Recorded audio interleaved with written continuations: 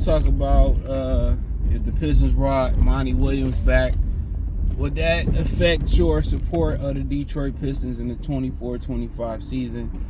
I would like to hear y'all opinion. In my opinion, absolutely. I wouldn't make time to go watch them. I wouldn't find the time to stream them, even though I think they're supposed to be on Prime next year, so it'd be a lot easier to find them. But yeah, I wouldn't go around these potholes. I wouldn't go around trying to find them or nothing like that. But at the end of the day, it is what it is. I think a lot of people, he would just have to prove it. They doing all this road work and they ain't fixed one pothole. Matter of fact, they made it worse. So he would have to prove it, in my opinion.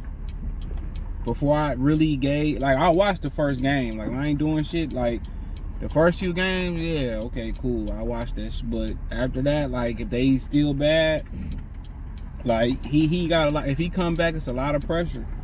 Now, I think a lot of people, they hire a coach and, it's just and I think it's a business decision on both ends for the Pistons. You bring back Monty, then it's to the point where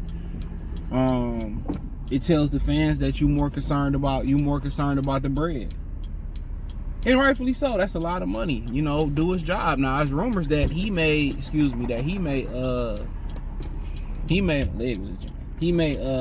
resign. And I don't know about leaving that much money on the table, but if his heart ain't in it and he considering, I don't know if he is, it's a rumor, he considering leaving that money on the table, then his heart really ain't in it then. His heart truly ain't in it, so it ain't really pretty much nothing that you can do. But, at the same time for him, for the fans, like, to me, it's deflating because, you're not going to win in free agency. We know that. You're not going to win in free agency, so that's one thing we know for sure. And then another thing about it is you're not going to win as far as in the draft. It ain't really nobody to really like in the draft like that this year. So, to me, that continues to be a problem. But to each his own. To each his own. So, but it definitely would affect the morale of the fan base. You got some fans that just love basketball that's just gonna watch it. But me personally, I wouldn't be giddy about it. I wouldn't be doing a bunch of post-game reactions about it. But if he started putting some wins together and they started trending, all they had to do was start trending the right way and people would have tuned in. That's it. They can't even look like they starting to get it together. So it's just to that point where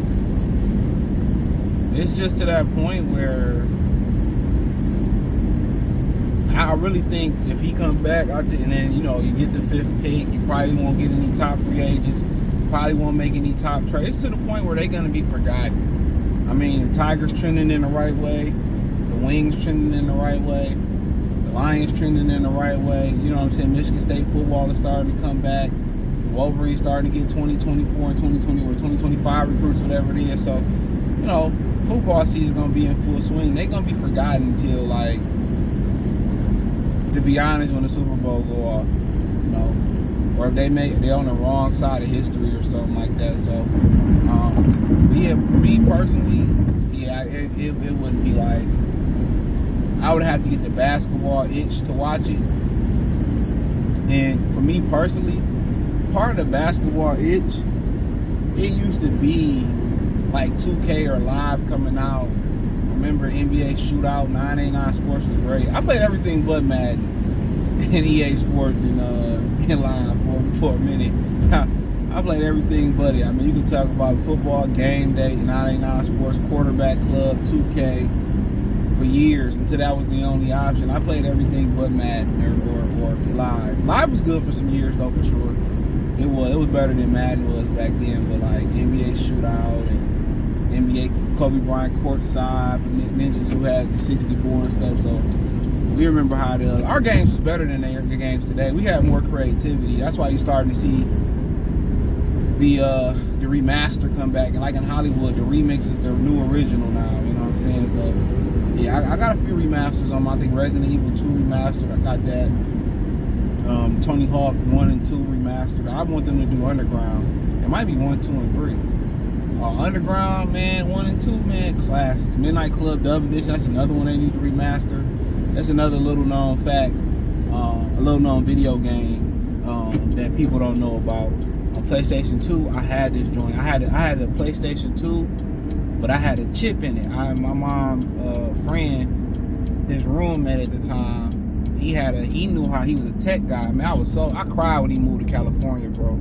He moved out to Cali. That's like when the PS2 was out, like 20 years ago or something like that. And he had gave me this game. He gave me a stack of games. I had 1,000 games. I never had every game on PS2. He gave me a stack of games, and they had this joint called Enemy of the State. It was this game called Enemy of the State, and it was by Rockstar. This is more controversial than that Grand Theft Auto stuff. And you would go through the mall, and you would just, let's just say you would, like, you know, get your chopper and go through the mall, and you get points for gunning people down in the mall. Oh man. Nasty work. I was like, what was it, like a 10 or 12-year-old playing back then and shit. But yeah, I don't know how many people remember that game, man. Enemy of the State. That was one of my favorite games, man. But that was, man, like my favorite game system. And I got a few of them still. I got a Super Nintendo Classic, Sega Genesis Play. I got a jailbreak my PlayStation Classic. I jailbroke the other two. It's a little bit different than that one. But my favorite system was the Super Nintendo. That's my first one. It's tied.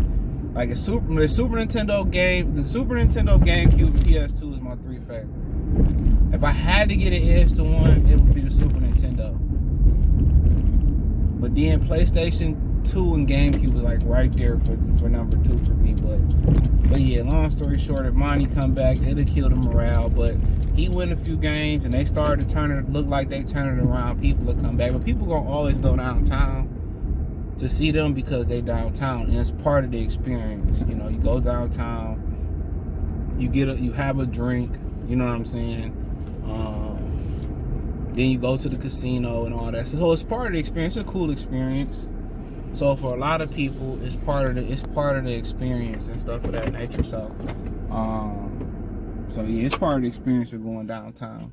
It'd be funny when I know people that ain't from here, like, what is it to do in Detroit? Like, people really don't know. And there's you got like three casinos. I mean, there's a whole bunch of places to eat. I mean, there's always something to do. I mean, I just got burnt out on it, to be real. I did so much stuff when I was younger. It was just to the point, like if you catch me at the casino, either A, it's early midday in the day. B, I'm down there to eat. Or C, if you see me down there late night, I'm bored as hell.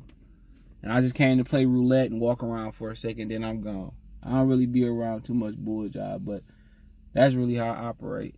And like, if you see me out and about, I'm gonna tell you it's probably a huge chance that you see me by. It's a 95% chance that you see me by myself or with a lady. That's about it. I don't hang out with guys like that. But yeah, that's a chance you see me. I'm real low key. But hey, appreciate y'all, man. Thumbs up the video, share the video, subscribe to the channel. The subscribe button is the bell icon button. Hit the link tree. Find me on X, Instagram, Spotify, Cash App, and my PayPal. Peace.